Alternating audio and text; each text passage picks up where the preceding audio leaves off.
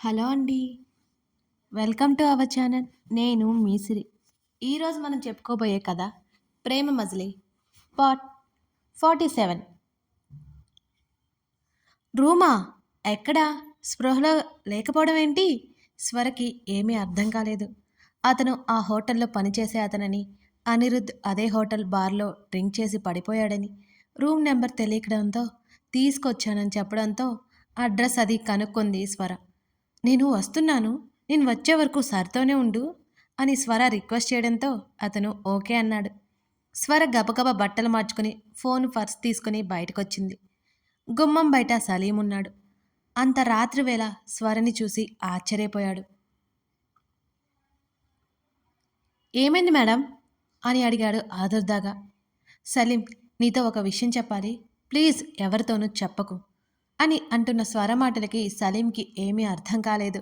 ఏమంటున్నారు మేడం అని అడిగాడు అయోమయంగా. అనిరుద్ హోటల్లో ఉన్నాడు. డ్రింక్ చేశాడట. తన కండిషన్ ఏం బాగోలేదు. ప్లీజ్ ఎవరూ చూడకుండా నన్ను అక్కడికి తీసుకెళ్ళు ప్లీజ్ సలీం, స్వర బ్రతిమాలుతుంటే.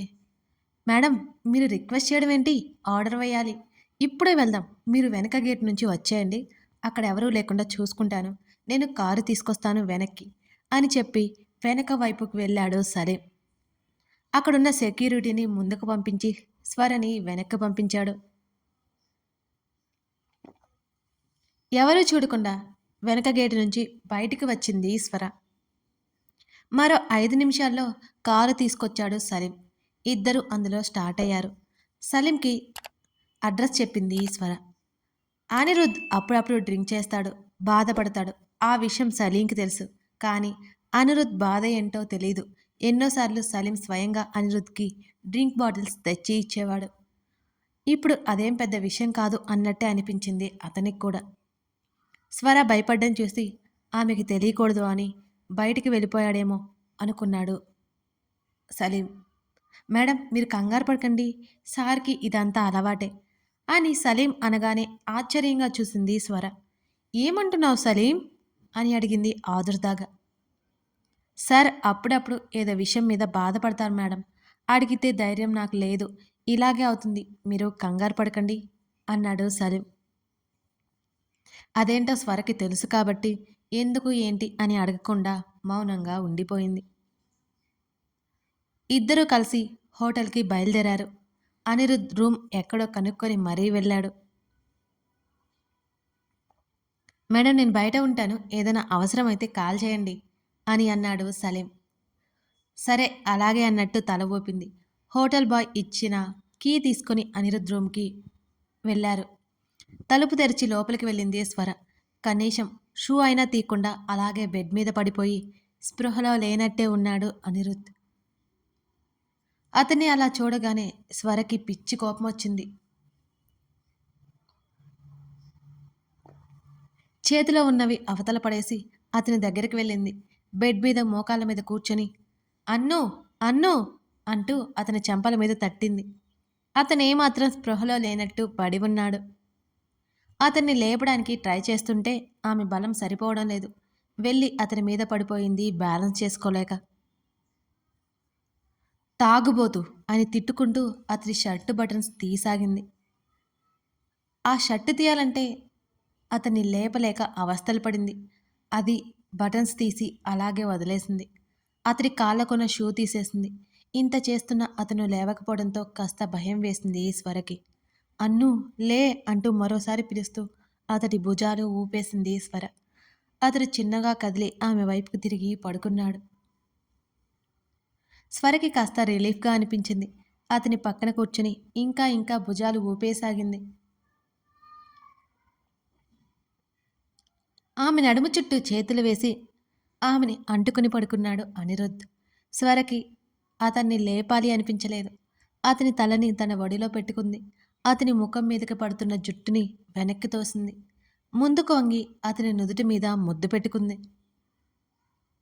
2 అరచేతులు అతడి చెంప మీదకి చేర్చి, ఒకసారి చెప్పేది వినొచ్చు కదా, మిస్ అండర్స్టాండింగ్ చేసుకున్నావు అన్ను. అక్కడ మేము మాట్లాడుకున్నది వేరు, నువ్వు విన్నది వేరు. నేను రియలైజ్ అయ్యేసరికి నువ్వు నాకు దూరంగా వెళ్ళిపోతున్నావు. అర్థం చేసుకోవేం అంటూ అతడు మేల్కొన్నట్టే గట్టిగా చెబుతూ, ప్లీజ్ తప్పుగా అనుకోకు. ఈ మధ్య నీలో చాలా మార్పు వచ్చింది. అంత ఆవేశం, కోపం పోయాయి. ఇదంతా నా కోసమే కదా. అతనితో మాట్లాడుతూనే చిన్నగా నవ్వేసుకుంటూ అతడినే చూస్తోంది ఈశ్వర.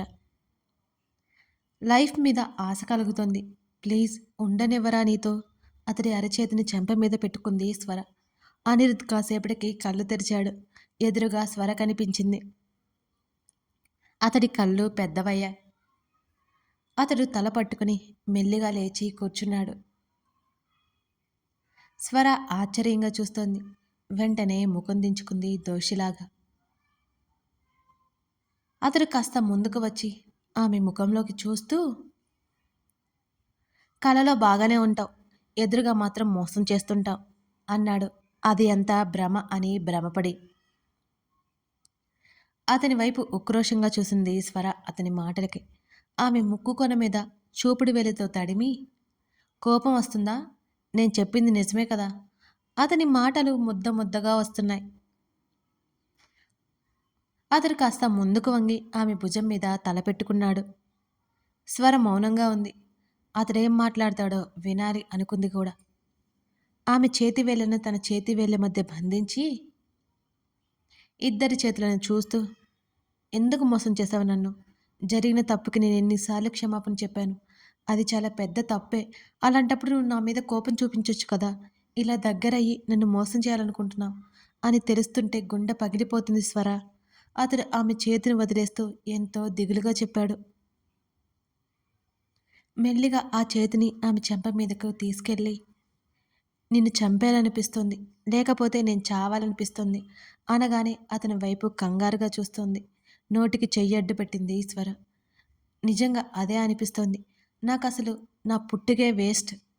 అన్ను ప్లీజ్ అలా మాట్లాడుకు. స్వర కన్నీళ్లతో అతని వైపు చూసింది. ఆమె మెడవంపులో ముఖం దాచుకున్నాడు అనిరుద్.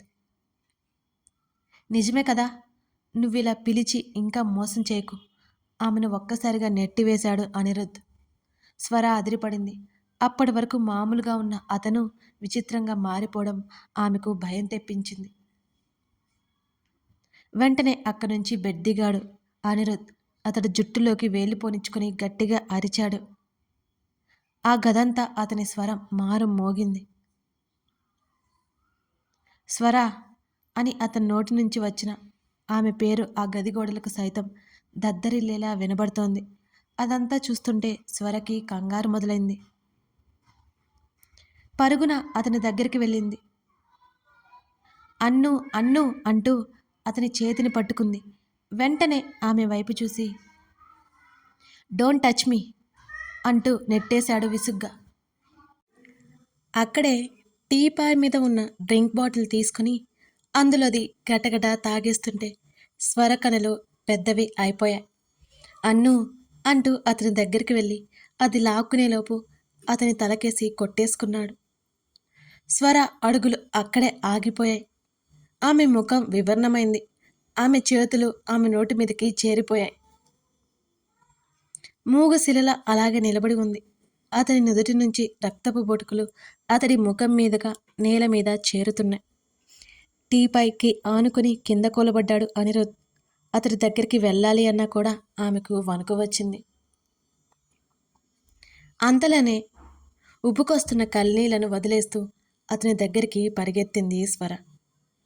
ఎంత పని చేశావన్ను అంటూ మెడలో ఉన్న స్కార్ఫ్ తీసి రక్తం రాకుండా అతని తలకు అడ్డుపెట్టింది. అప్పటికే మత్తుగా ఉన్న అతను ఆ దెబ్బతో ఇంకా మత్తులోకి వెళ్ళిపోయి స్పృహ తప్పాడు. స్వరకి విపరీతంగా ఏడుపొచ్చి గట్టిగా ఏడ్చేసింది. రామనాథ్ మాటలు గుర్తుకొచ్చాయి ఆమెకి. అతని ఆవేశం తట్టుకోలేక ఎదుటివారిని గాయపరచడమో లేక అతడే గాయపరచుకోవడమో చేస్తాడు. ఇప్పుడు తన మీద కోపంతో అతనే గాయపరుచుకుంటున్నాడు. అతని తలని హృదయానికి హత్తుకొని రోధించింది స్వర. అతని తలని జాగ్రత్తగా టీపాయ్ మీదకి ఆనించి బయటకి పరిగెత్తింది. ఆ గది బాల్కనీలో ఉన్న సోఫాలో కూర్చుని కనిపించాడు సలీం.